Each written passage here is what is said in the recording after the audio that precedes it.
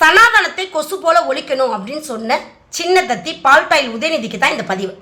அவர் என்ன சொல்கிறாரு, இன்றைக்கி ஒரு மேடையில் பேசுகிறார். என்ன சொல்கிறார் அப்படின்னா, பாசிச சக்திகள்லாம் பொய் பரப்புரைகள் பண்ணுறாங்க, சமூக வலைதளங்களில் பொய் 2-3 மடங்கு அதிகமாக வேகமாக பரவுது, உண்மை ரொம்ப மெதுவாக வருது அப்படின்னு சொல்கிறார்.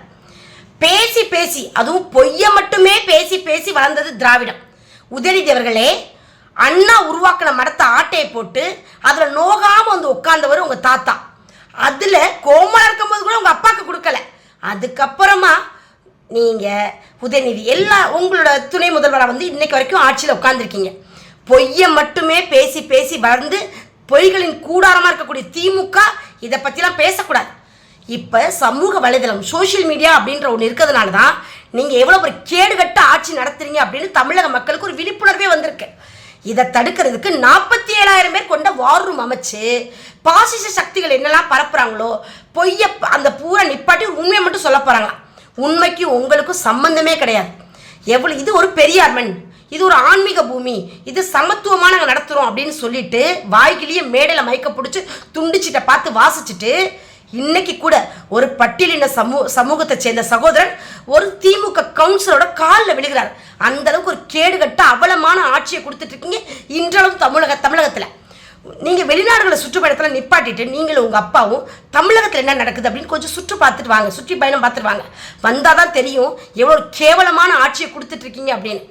துண்டுச்சிட்டை எழுதி கொடுத்தா எதை வேணாலும் பேசலாம் அப்படின்னு வீரவசனம் பேசக்கூடாது. நீதிமன்றத்தில் போய் சனாதனத்தை கொசு போல ஒழிப்பேன்னு சொன்னதுக்கு மன்னிப்பு கேட்டுட்டு வந்துட்டு இன்னைக்கு வீரவசனம் பேசுறீங்க. நான் யார்கிட்டையும் மன்னிப்பு கேட்கல, மன்னிப்பு கேட்கவே முடியாது அப்படின்னு சொல்லி பேசுறீங்க. இதெல்லாம் எவ்வளோ பெரிய அசிங்கமான கேவலமான நிலை. உங்களோட திமுக பொய்யின் கூடாரம். அதனால துண்டுச்சிட்டை பார்த்துட்டு எதனாலும் பேசலாம் அப்படின்னு பேசிட்டு போகாமல் மக்கள் ரொம்ப விழிப்பாக இருப்பாங்க. சமூக வலைதளத்தில் இன்னும் உங்கள் முகத்திலே கிழிக்கப்படும். வணக்கம் மக்களே. சனாதனத்தை கொசு போல ஒழிக்கணும் அப்படின்னு சொன்ன சின்ன தத்தி பால்பாயில் உதயநிதிக்கு தான் இந்த பதிவு. அவர் என்ன சொல்கிறாரு, இன்றைக்கி ஒரு மேடையில் பேசுகிறார். என்ன சொல்கிறார் அப்படின்னா, பாசிச சக்திகள்லாம் பொய் பரப்புரைகள் பண்ணுறாங்க, சமூக வலைதளங்களில் பொய் 2-3 மடங்கு அதிகமாக வேகமாக பரவுது, உண்மை ரொம்ப மெதுவாக வருது அப்படின்னு சொல்கிறார். பேசி பேசி, அதுவும் பொய்யை மட்டுமே பேசி பேசி வளர்ந்தது திராவிடம். உதயநிதி அவர்களே, அண்ணா உருவாக்கின மரத்தை ஆட்டையை போட்டு அதில் நோகாமல் உட்கார்ந்தவர் உங்கள் தாத்தா. அதில் கோமலாக இருக்கும்போது கூட உங்கள் அப்பாவுக்கு கொடுக்கல.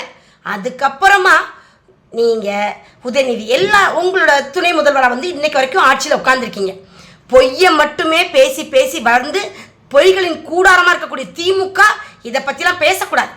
இப்போ சமூக வலைதளம் சோஷியல் மீடியா அப்படின்ற ஒன்று இருக்கிறதுனால தான் நீங்கள் எவ்வளோ ஒரு கேடுகட்ட ஆட்சி நடத்துறீங்க அப்படின்னு தமிழக மக்களுக்கு ஒரு விழிப்புணர்வே வந்திருக்கு.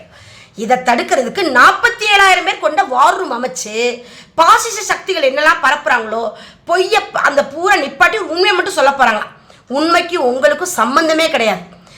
இது ஒரு பெரியார் மண், இது ஒரு ஆன்மீக பூமி, இது சமத்துவமாக நாங்கள் நடத்துகிறோம் அப்படின்னு சொல்லிட்டு வாய்கிலேயே மேடையில் மயக்க பிடிச்சி துண்டிச்சிட்டை பார்த்து வாசிச்சுட்டு இன்னைக்கு கூட ஒரு பட்டியலின சமூகத்தை சேர்ந்த சகோதரன் ஒரு திமுக கவுன்சிலரோட காலில் விழுகிறார்.